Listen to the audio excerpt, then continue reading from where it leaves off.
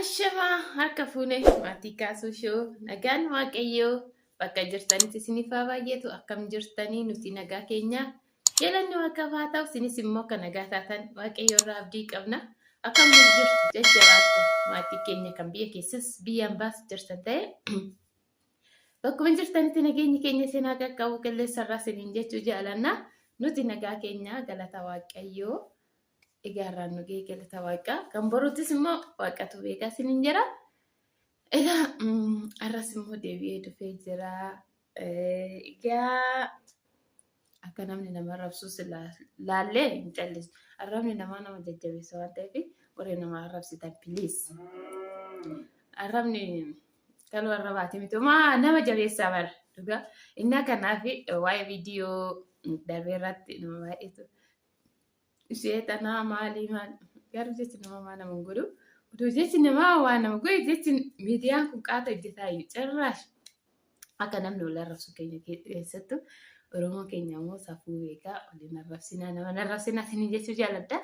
Egaa immoo bal'axuun maal qabattee dhuftee jechuun keessaniin oolu akkuma beekamu egaa waa'ee obbo Omoo Aatoo Saayidoo fi Ayyuu jechuudha ilaalchisee egaa akkuma beekamu miidiyaa samoona kana waa'uma isaati bakka namnis warri yuutuuba hojjetu maal hojjetee jiraata ree innaa baay'ee keessan immoo osoo dubbiin hubatiin akkanumaan himaa odeessitanii minaamina miti nuti warra biyya keessaa nama baay'een ol quunnamna bilbilaan gara keessatti miidiyaa irratti illee ol arguu baanu gara keessatti nama baay'een ol argina jechuudha.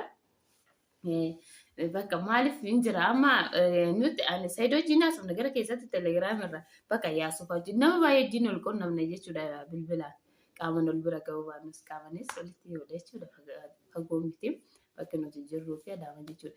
Innaa kanaaf maal isiniin jechuu barbaadetanii waa'ee Ayyuu ilaalchisee isin information warri biyya hambaa wanni nuti jenne qabattan malee egaa nuti immoo kan qabaman jiru bilbilus guma wal dubbisuus hin dandeessu jechuun information walirraa fudhachuu hin dandeessu. Garuu amma ogaa dubbachuudhaaf egaa baga gammaddan Ayyuun argamtee jirti akkuma samoona annoon jedhe wabiin jedhe Ayyuun yookiin boqachuun oltu bakka jirtuun beekamtu miti.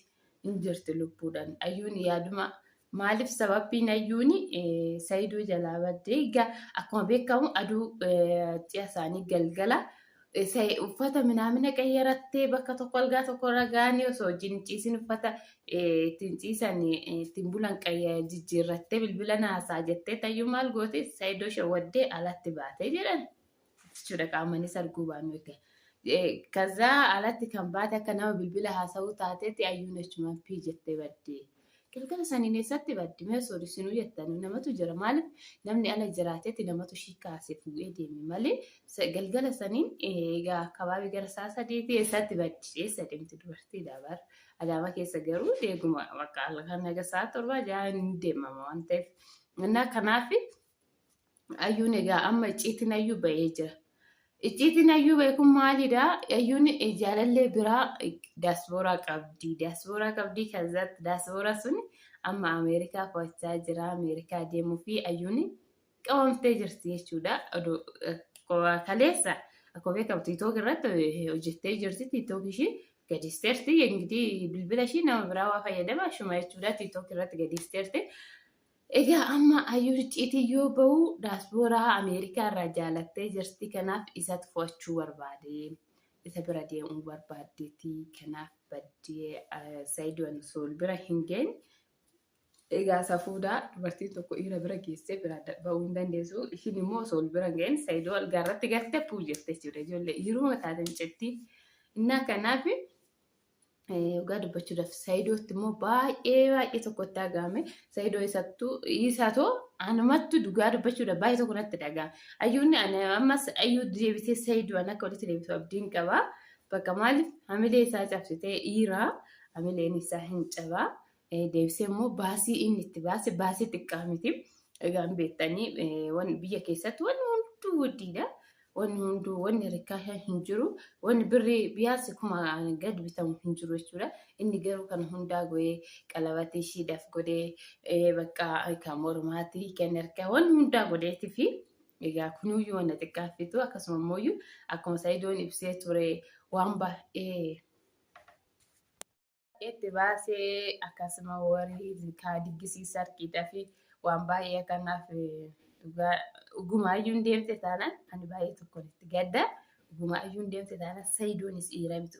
Akkuma ishiin deemte san eeganiitoo yaasuuffaa wabiiffaa hin jiranii miira baay'ee hawasheeffaa eeganiituma laatti godhanii Saayidoo adeemsuu bakka akka ishiin hin deemne maaliif nan aareka indee maal kana baasii kana madalaatti baasee inni yoo ishiin irraa kaatee har'aa kan biraa daaspooraa jaalattee deemtuuf seenti nagamu dubartiillee ta'u garuu namatti agamu wanna gaarii yoo godhan bakka kan namnis uummannis nama jaallatu wanna gaarii yoo godhan innaa kanaaf ayyuu deebii waa ofee deebii kootu too Saayiduma keessi wayya duras jaalala qabsiistee bakka inni garuu haada mana qabaa maatii qabaa naa kanaaf turas ishuma kan barbaade qeema moo jaalattee ishii jedhee innuyyuu jaalatee innu kabajee salphina ishii hin cabsu jedhe garuu maangoonni piraankiin akkanaa kun immoo kun wannuma namni hunduu raawwachaa jiru jechuudha. Dhiirris dubartii irratti dubartiinis irratti wannuma gochaa jiran ishii jettee ishiin bakka jaalalaan qabamte sababa gottee itti heerumte maaf akkana gooti dhugaa baay'ee tokko natti dhagahame gama kootiin baay'ee tokkoon gaddee dammoo misirroo taate baduun ishii aduu san galgala inni gogga'ee baduun ishii baxaan ittiin ulfaata. Innaa kanaafiyyuu akka qabamtu ayyuuni akka baatee Adaamaa baatee Finfinnee geessee boolleetti immoo qabamuu qabdii isiniin jira. Innaa ganda yaasuffaa fotoodhaan sogaa turan Adaamaa keessatti ishiin Adaamaa jirti jechuudha. Adaamaa hambaan agasilaa'e amma kanaafiyyuu ayyuun argamtee jirti. Warra ayyuun argamnee ayyuun lubbuun hin jirtu jettaan soba kun dubbiin ayyuun argamtee jirti. Kanaaf ayyuun argamtee jirti dubbii sobaati. Namani naasiniin jechuu jaaladha. Kanaaf nama sin arrabsinaayi. Ayyuummoo waaqayyo Saayidoo afaa deebsu jiraatoo. Salootii keessan du'aayii godhaa fi isiniin jarri musliimatis. Innaa kanaaf dhugaa baay'ee tokko nama gaddisiisa. Garuu ayyuu shaggaan hin goone. Dubartiin biraas illee borummuyyuu jalatti barattee kanumaa barumsa qabatteetti kan biraatis akkana gootu waan ta'eef eegidda ayyuun qabamtee deebi'uu fi qabdii isiniin jira. Innaa kanaaf ayyuun argamtee jirti baga gammaddanii Ameerikaas immoo akka hin deemne abdii qabna asumatti osoo ishiin hin darbin akka asumatti qabamtu immoo abdii qabna. Kanaafiyyuu viidiyoo isinitti dheeressuu hin barbaadu. Warroonni sabskiraabii nu go'aa jirtan nu guddisaa jirtan baay'ee tokko galatooma isiniin jenna. Warroonni ammoo nu raabsitanis galatooma nuti garuu sin jaalannaa nuti nu jibbitanis sin jaalannaa. Deebisee ammoo egaa sabskiraabii nu godhaa amma sooriin goonee laayik sheer godhaa nu jajjabeessa bilis ol guddisna. Ol guddisna akka saba kamiittuu nutis ol guddisuu qabna dhugaa dubbachuudhaaf. Amma warri afaan Amaariffaan dubbataniif manaa godhaati. Warri ijoollee Amaariffaa jechuun badoomaaf osoo hin ta'e warri dubbatan dhugaa viidiyoo banatanii oduu ji'a tokko lama guutiin 200,000 seenaa jiru. Keenya garuu waggaa hin beektanii obboleessa keenya tokko yaada dubbatee ture.